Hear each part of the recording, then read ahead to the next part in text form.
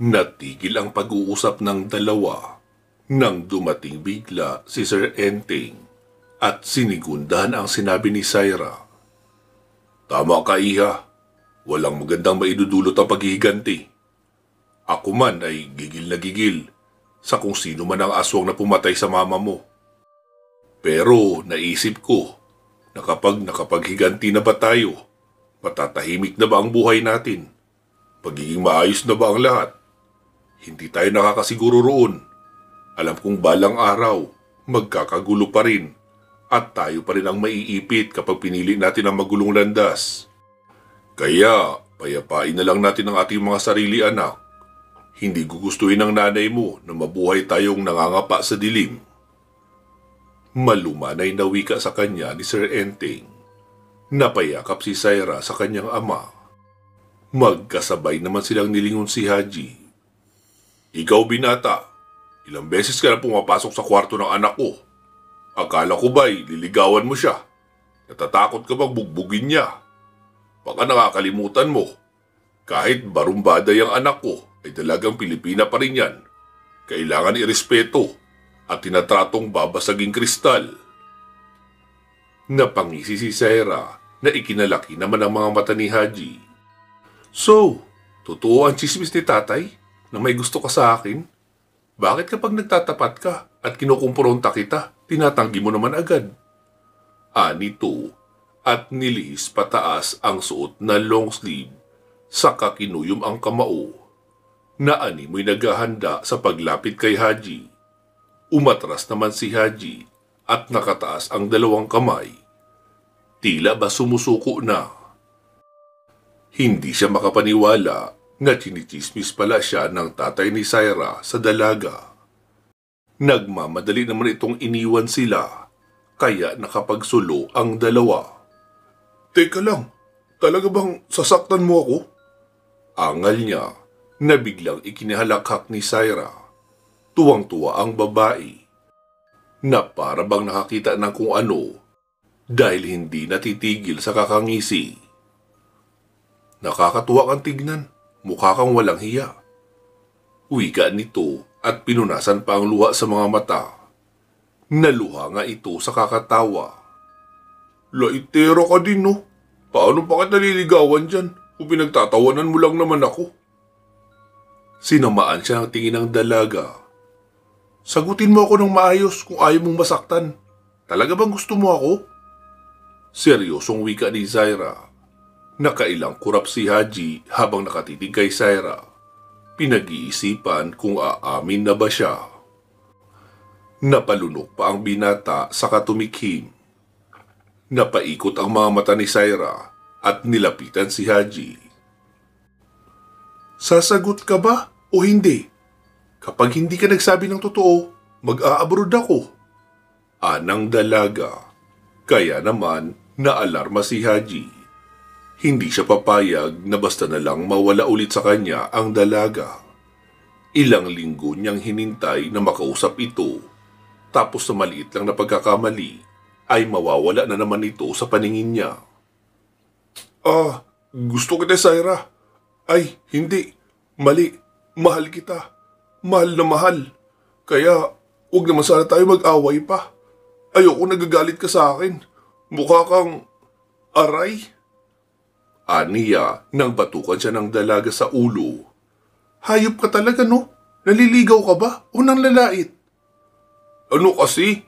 Hindi pa kasi ako nakakapanligaw. Kaya hindi ko alam kung paano ang tamang diskarte. Pero totoo ang sinasabi ko ngayon sa iyo, Syra. Mahal talaga kita. Naging mapungay ang mga mata ni Haji. Nagiging totoo na sa kanyang mga sinasambit. Sumeryoso naman ang reaksyon ni Syra. Ayaw mang umamin ng binata, palagi niya sinusubaybayan ang lahat ng galaw nito. Kahit hindi sila nagkakausap ni Haji, natatarak niya kung saang lugar nagpupunta ang binata at nakikita ang mga ginagawa nito. Alam niyang 2 beses nakipag one night stand sa magkaibang babae si Haji. Ito ang ipinagtatampo niya sa binata. Kaya palagi siyang galit kapag nakikipag-usap siya rito. Pero ngayon, naiintindihan na niya at wala na siyang balak na banggitin iyon sa binata. Tanggap niya ang nakaraan nito at ang buong pagkatao. Ang mahalaga sa kanya ngayon ay ang bukas nila. Lahat ng gustong sabihin ng binata para sa kanya ay hindi nito masabi. Sa dami ng babaeng nakapaligid kay Haji, sa kanya lang tumiklop ang binata. Kaya ibig sabihin din noon, sa kanya lang din ito seryoso. Haji, ligawan mo ako ng maayos. Bilis! Apurado niyang wika. Ngayong alam niya na ang tunay na nararamdaman ni Haji. Sino ba siya para tumanggi pa? Wala na siyang karapatang mag-inarte. Kaagad namang ginagap ni Haji ang kanyang mga kamay at madamdaming nakipagtitigan kay Saira. Saira, nililigawan kita. Umikot ang mga mata ni Saira at nanggagalaiti sa inis. Natatawang yumakap sa kanya si Haji. Binibiro lang naman kita.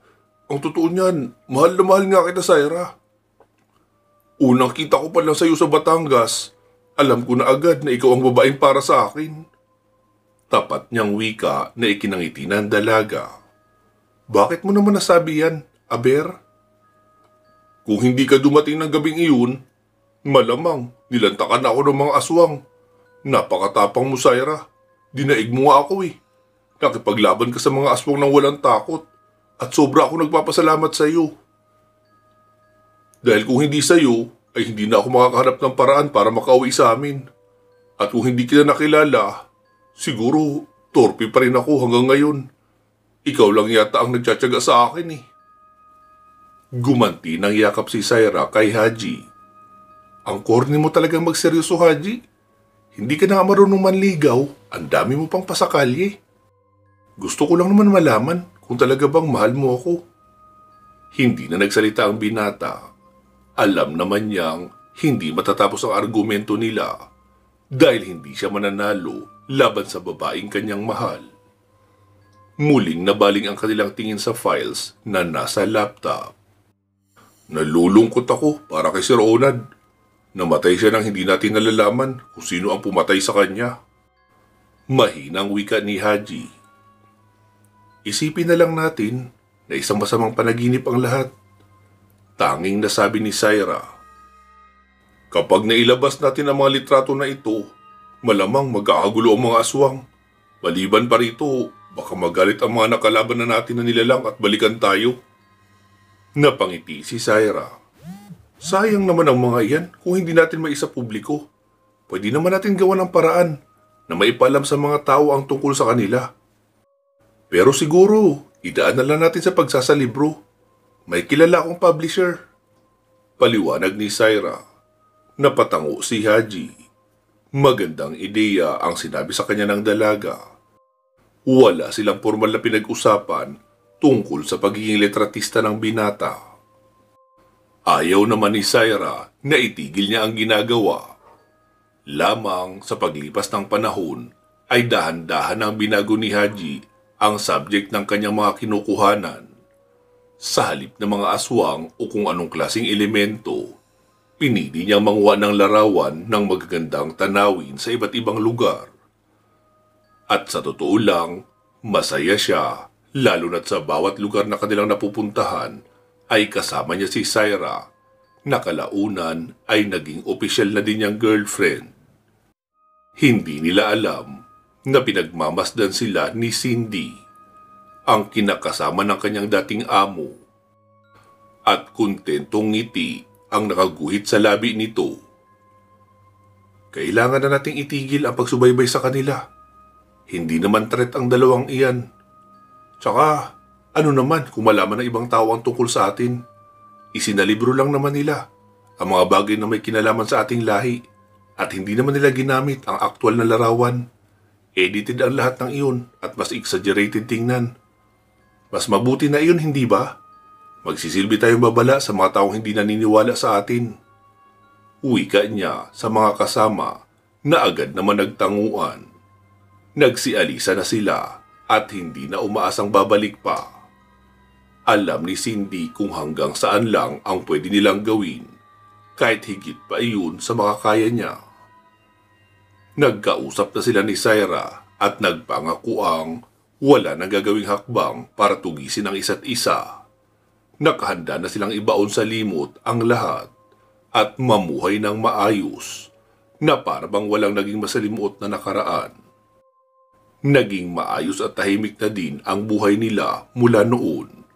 Si Sir Enteng ay nagtayo ng isang wellness center kung saan nagbebenta siya ng mga herbal na gamot mula sa kanyang mga sariling gawa. At ang lahat ng mga gadgets at mga bagay na nilikha niya na pangontra sa aswang ay nakatago sa isang silid kung saan gagamitin lamang kapag kinakailangan. Sina Nanay Sofia at Tate Ricky naman, mas lalong pinalago ang tindahan na kanilang nasimulang itaguyod. Kaya naman, kahit wala na trabaho si Haji na may nakakalulang sweldo, nagagawa pa din nilang bilhin ang mga bagay na gusto nila. Sa katunayan, nagdagdag pa sila ng 3 pang kasambahay nang magpatayo din ang mag-asawang si Sharon at Gary ng karinderya, kung saan magkatulong din na nagsisikap ang mag-asawa pagkatapos nilang ikasal. Si Kurt naman ay bumibisita pa rin kina Haji at hindi sumusuko na balang araw magagawa niyang ituro ang lahat ng kanyang nalalaman sa martial arts kay Haji. Mas maigi na din ang palagi kang handa, Haji. Alangan naman, hahayaan mo pa si Syra na ipagtanggol ka sa lahat ng may mga balak na masama sa inyo. Wika ni Kurt nang makita kung gaano kahusay makipaglaban si Syra nang minsang sumama ang dalaga sa training nilang dalawa. Nagulat pa nga ang binatang pulis nang madaig siya nito sa isang sparring session. Tumawa lang si Haji.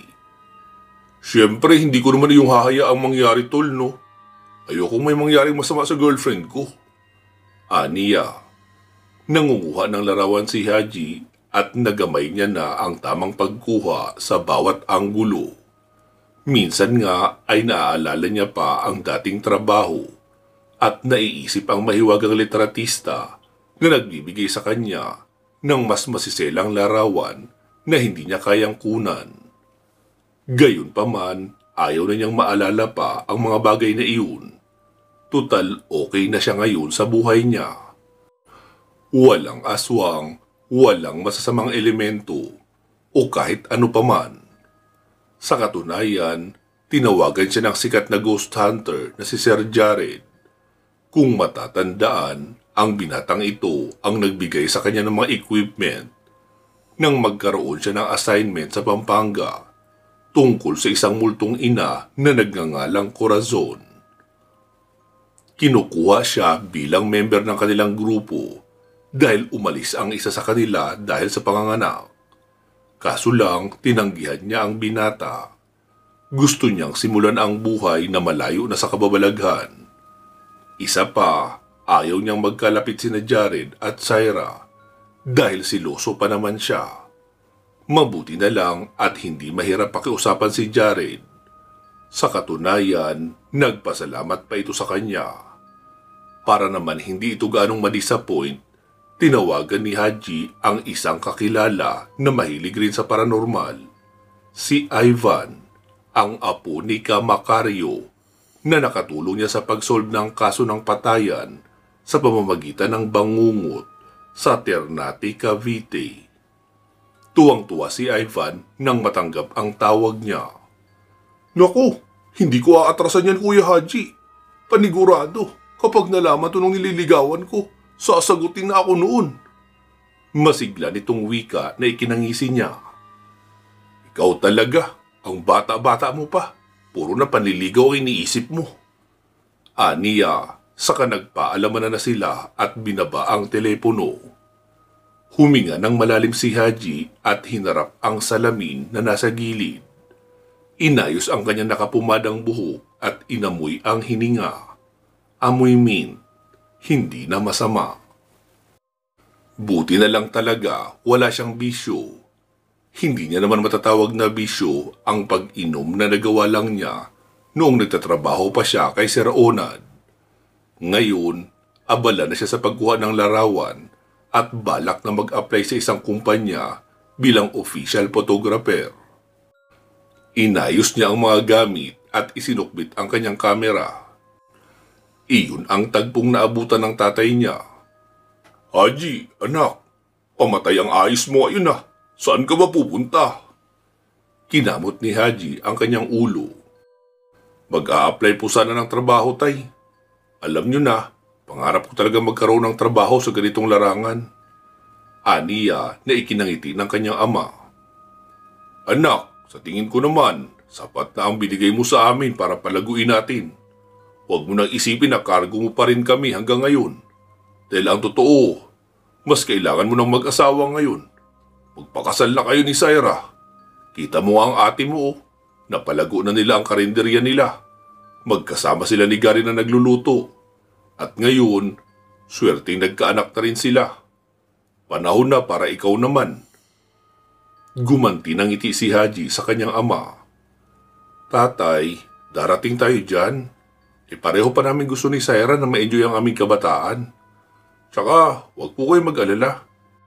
Hindi ako nag-a-apply para akuin ang responsibilidad bilang anak.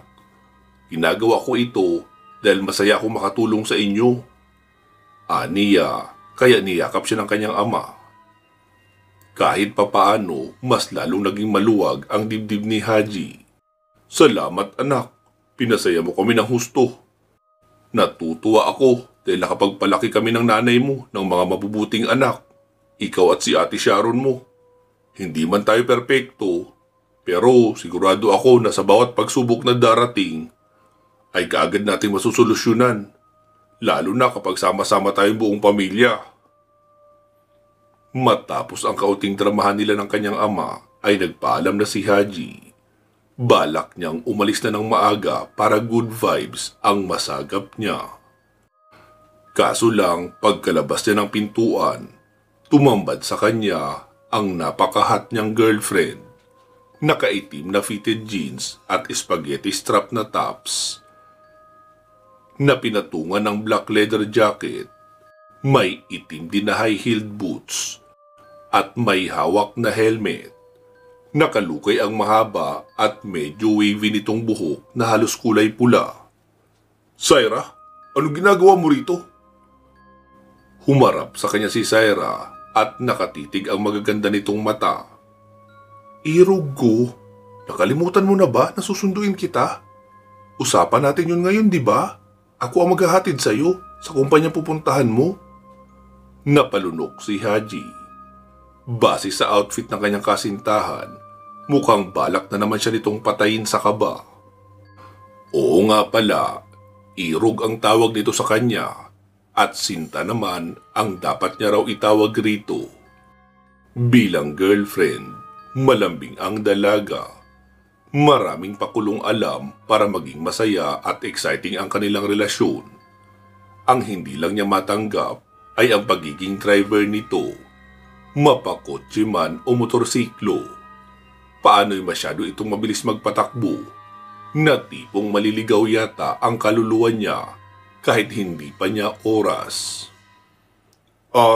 Sinta ko, paano yung kotse ko?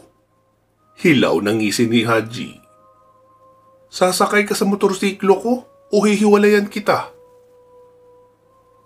Kay bilis niyang nakasampa sa motorsiklo kaya napangisi na lang si Saira. Pikit matang nagdasal na lamang siya nang makasakay sa motorsiklo at pinaharurot na iyon ang mabilis ng dalaga. True enough, nanginginig ang tuhod ni Haji nang dumating sila sa harapan ng gusali na kanyang pag-a-applyan. Halos hindi kanya magawang huminga ng maayos dahil sa kaba. Buong akala niya nawawala na ang kanyang kaluluwa, naiwan saan man banda, o di kaya naihip na ng hangin sa sobrang bilis. Kahit pa may mga traffic enforcer, ay hindi malang natatakot bumanat ng accelerator si Saira. Akala ko mamamatay na ako. Ang bilis noon eh. Aniya at sinapu ang dibdib. Humalakak naman si Saira. Malas mo kapag namatay ka dahil papalitan kita agad ng iba. Tudyo sa kanya ni Saira na ikina-alarma niya. Uy, huwag naman. Mahal kita eh. Kaya kahit sa hanggang langit, isasama kita. Kapag namatay ako, sisiguraduhin kong hindi tayo magkakahiwalay. Ganti niya at nagtawa na naman silang dalawa. Hinalikan siya ni Syra sa pisngi. Pumasok ka na. Good luck sa interview mo ha. Alam ko namang kayang-kaya mo yan. Wika ni Syra. Nang makapasok ang binata sa loob ng gusali, nawala ang ngiti sa labi ng dalaga. Natanaw naman niya sa di kalayuan si Kurt na nag-go signal na ito.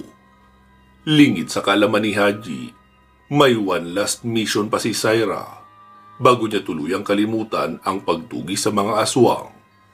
Hindi naman ito tungkol sa pisikal na pananakit niya sa mga nasabing nilalang, kundi kailangan lang nilang hulihin ang bagong Yanggaw na kasalukuyang pagala-gala sa syudad at naghahanap ng malalantakang biktima. Hindi pa nito kontrolado ang sarili. Sa katunayan niyan, sino mang malasin na makasalubong ang babae ay talagang masasaktan. Dahil bago pa malantakan ng Yanggaw, ay nakikipagbuno pa ito o nananambunot hanggang sa manghina ang kanyang napiling biktima at kalaunan saka nalalantakan. Humingi ng tulong sa kanya si Kurt dahil nalaman ng binata na may mga kaalaman si Syra kung paano pahinain ang katawan ng isang aswang. Kumonsulta na din si Syra kay Cindy at ang sabi ng babae, hindi nila kilala ang nanggugulong aswang.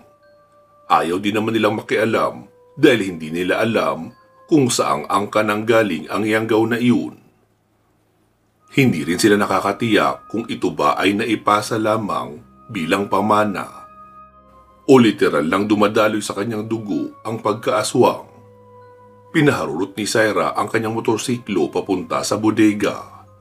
Hindi niya din alam na noong mga sandaling iyon ay nakita ni Haji ang kanyang ginawa.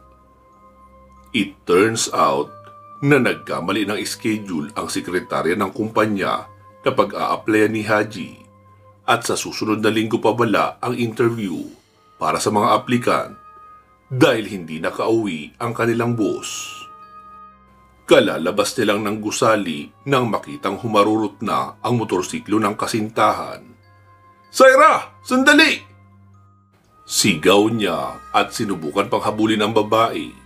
Pero ano naman ang laban ng mga paa niya kumpara sa mabilis na motor? Siguradong hindi niya maaabutan ang nobya. Mabuti na lang talaga na mataan niya si Kurt na sakay ng kotse nito at may kausap sa cellphone. Hindi siya napansin ng binata hanggang sa makalapit siya, kaya sinamantalan niya itong lapitan. Saktong narinig niya kung sino ang kausap ng lalaki sa kabilang linya.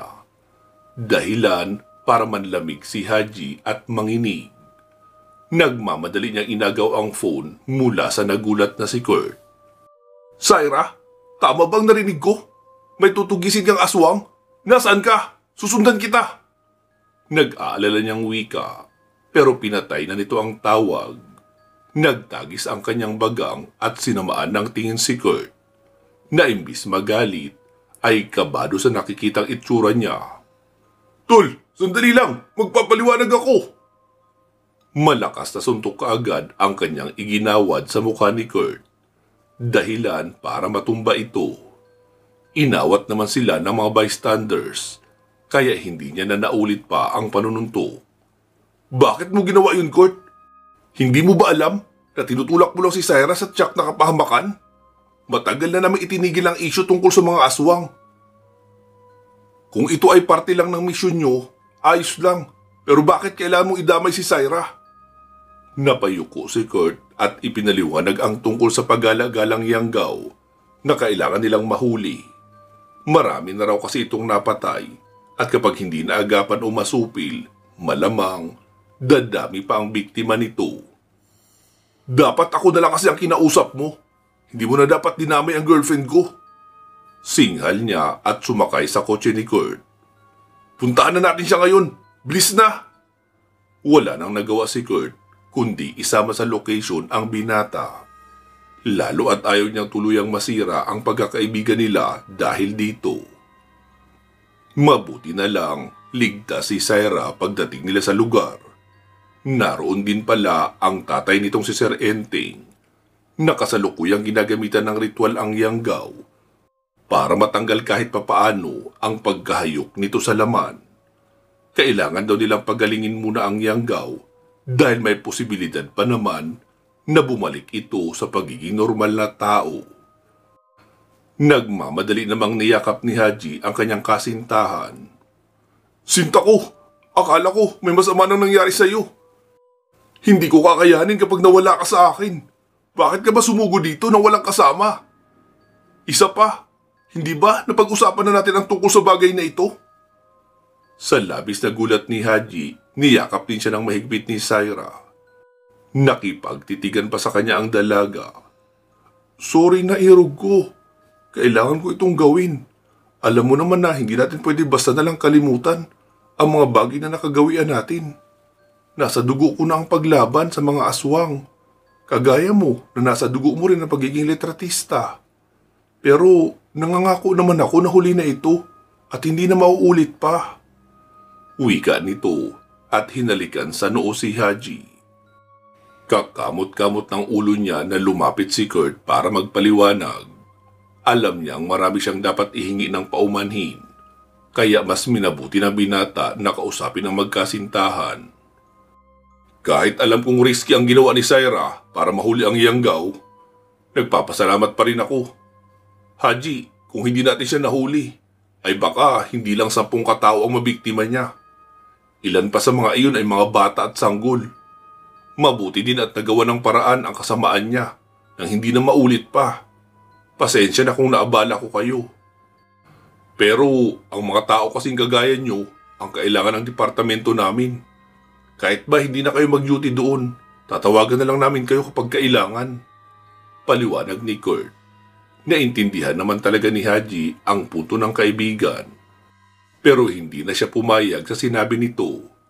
Kailangan na nilang lumagay sa tahimik at hayaan na lamang ang mga manunugis ng aswang na gawin ang trabaho nila. Si Saira naging manunugis lang dahil naghahanap siya ng katarungan para sa kanyang ina. Siya naman ay naghahanap buhay lang, kaya pinasok ang pagiging litratista ng mga aswang. Ngayong alam ni Haji na wala ng rason para balikan ang mga bagay na minsan ang nagbigay ng sakit ng loob sa kanya. Bakit pa niya babalikan? Kalaunan, umuwi din sila ng bahay ni Saira at hindi na nagpapilit pa kay Kurt na tanggapin ang offer nito. Hindi niya kayang isakripisyo ang katahimikang nararanasan nila ngayon. Mas masarap palang mabuhay na nai-enjoy nila ang lahat ng nasa kanilang paligid. Walang inaalala, walang pinoproblema. Masaya lang na magkakasama. Pagkaparada ng motor, hinawakan siya ni Saira sa kamay at hinila papasok sa loob ng bahay. "Teka lang, saan tayo pupunta?" tanong niya. "Halika, I have something to show you." Wika nito at nagpatiunan na sa pagpasok sa kwarto. Walang nagawa si Haji kundi ang sumunod dahil nakikita niyang importante ang sasabihin nito. Pinaupo siya ng dalaga sa kama at saglit na naman itong umalis. Mukhang pupunta sa sala ang babae, kaya naging matyaga na lamang siya sa paghihintay. Hanggang sa mapansin ang spectral viewer na nakapatong sa bedside table. Kunot noong dinampot niya ito at isinuot. Dahil matagal na din siyang hindi nakakagamit ng ganoon. Malinis naman ang bawat sulok ng bahay ni Saira, lalo na sa kwarto. Kaso lang, simula nang isuot niyang spectral viewer, ay may naririnig siyang malalim na buntong hininga mula sa kanyang tabi. Gayon na lang ang labis niyang pagkasindak nang makita ang duguang mukha ni Sir Onad habang may malaking sugat ito sa dibdib. "Haji, my boy! Naisapubliko mo na ba ang mga litrato natin?" Malamig, mababa ang tono at mabagal na pagkakabigkas ng tuyot at nangingitim nitong labi. Kay bilis sinagilahan ng takot si Haji. Humingal ng laki ang mga mata. Kitang-kita niya ang paglutang ng matanda papalapit sa kinaroroonan niya. at muli na naman itong nagsalita. May assignment ako sa iyo! Wika nitong muli at hindi na nakapagpigil pa si Haji. Sumigaw na siya ng ubod ng lakas. Natataranta namang dinaluhan siya ni Syra na noon ay bit-bit ang isang kamera. Anong nangyari sa'yo? Sigaw pa rin ang sigaw ang binata kaya hindi na nakapagpigil si Syra. Para tumahimik ang binata ay isang malakas na sapak ang binigay nito. Aray! Sinta ko! Bakit mo naman ako sinapak? Kanina ka pa parang bakla dyan na tili ng tili eh. Ano ba nangyari sa'yo? Tinuro niya ang kama sa kanyang gilid. Si Sir Ronald, nakita ko siya! Nanginginig niyang wika. Kaya naman napabuntong hininga si Syra. Binawi nito ang suot niyang salamin at itinago sa drawer. About that, may ipagtatapat ako sa iyo. Dati ako litratista ni Ninong. Hindi ko nga lang ipinagpatuloy ang trabaho sa kanya nang mamatay ang nanay ko. Kaya alam ko kung ano ang pinapagawa niya sa iyo. Bawat assignment na ibinibigay niya ay step by step. Alam mo ba kung bakit? Hindi sumagot si Haji sa sinabi sa kanya ng dalaga. Kaya hinayaan niya itong magpatuloy. Dahil isa sa mga lugar na iyan, nawala ang pangil ng pinakaunang aswang na ninakaw niya mula sa angkan ni Cindy. Nagulat si Haji sa kanyang mga nalaman. Hindi siya makapaniwala na magagawa siyang paikuti ni Sir Onad. Dahil lang sa paghahanap nito sa pangil na siyang dahilan kung bakit kailangan niyang kuhanan ng larawan ang lahat ng lugar. Tungkol naman kay Cindy, tama nga siya ng hinala na aswang ang babae. Hindi lang niya nagawang bigyan ito ng pansin dahil wala naman ito sa libing ni Sir Onad na labis niya ring ipinagtaka. Ibig bang sabihin, may kasalanan si Sir Onad sa mga aswang? Kaya marahil ito ang pumatay sa kanya? Tumango si Syra. Pagkuway inabot sa binata ang kamera na dati ay ginagamit niya. Tignan mo ang mga pictures dyan. Ginawa ito kaagad ni Haji. Nagulat siya nang makitang kay gaganda ng mga kuha rito. Malinaw at mukhang nakasalaysay kahit larawan lang naman ito. Kinilabutan si Haji. Pamilyar ang mga larawan dahil may kopya siya noon. Mula sa misteryosong litratista na minsan ang tumulong sa kanya noong magpunta siya sa Mindoro at sa Sagada. Magsasalita na sana siya para magtanong nang makitang kasama siya sa mga larawang iyon. Ang kanyang itsura habang kasama si Tikoy, kausap si Eden at kung sino-sino pa. Hindi makapaniwalang napatingin siya kay Syra.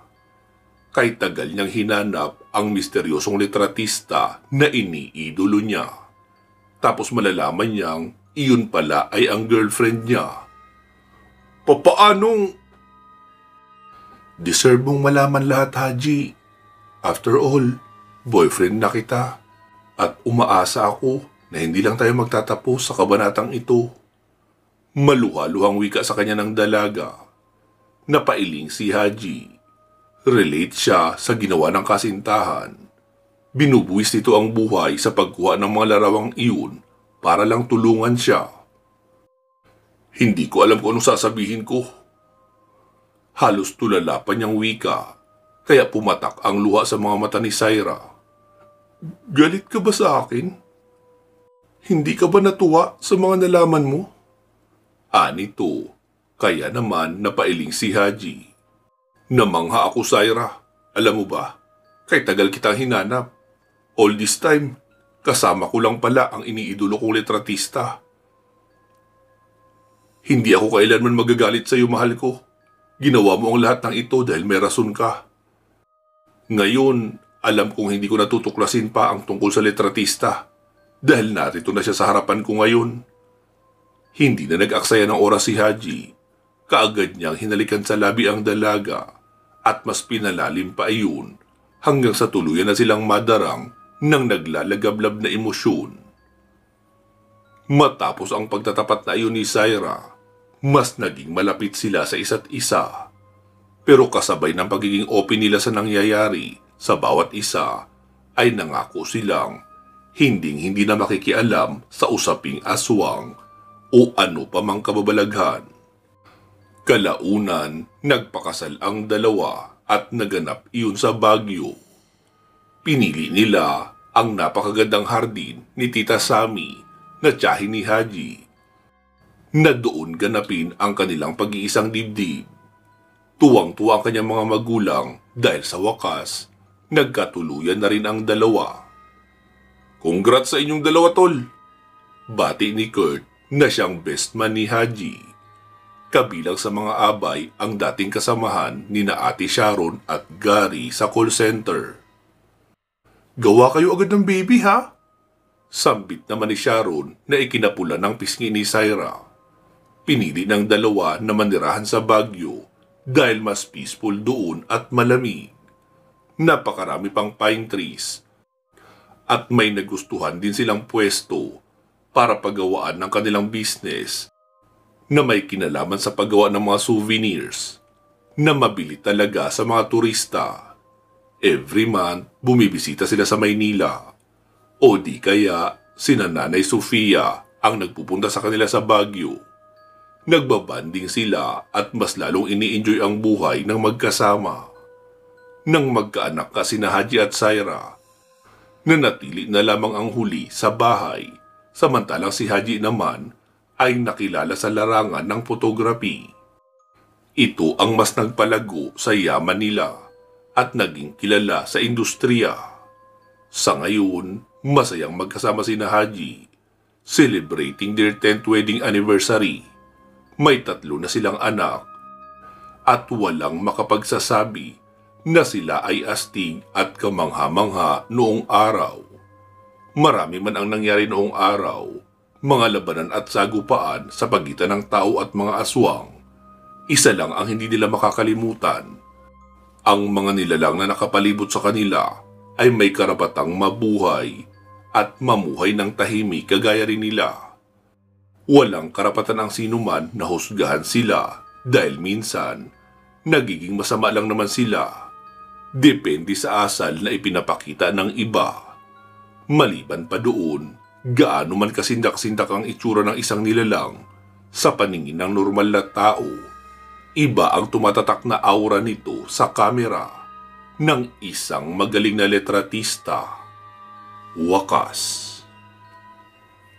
Ayun mga katribo, dito na po nagtatapos ang kwento ni Haji na isang letratista ng mga aswang at iba pang mga elemento. Naway inyong nagustuhan ang kwentong ito, ha. Sa mga nagtatanong po kung ano ang sunod nating series na madadagdag, wala po munang iba maliban doon sa Krus ng Batis na napaka-maaksyon at punong-puno ng pakikipaglaban sa mga aswang. Ang sunod ko pong project ngayon ay tapusin iyong iba pang mga series na nasimulan na natin, pero na-pending lang gaya ng Pangil ng Kidlat at Buhay ni Kerubin. Pero maiksi lang po yun, ha, at matatapos rin agad. Naway patuloy niyong subaybayan ang dalawa nating kwento na Aswang Killer at Lihim ng Medalyon, dahil iyon talaga ang totoong mahabang kwento at magpapatuloy pa iyon sa mahabang panahon. Maraming salamat po sa pakikinig, ha. Mag-iingat po kayo palagi at hanggang sa muli.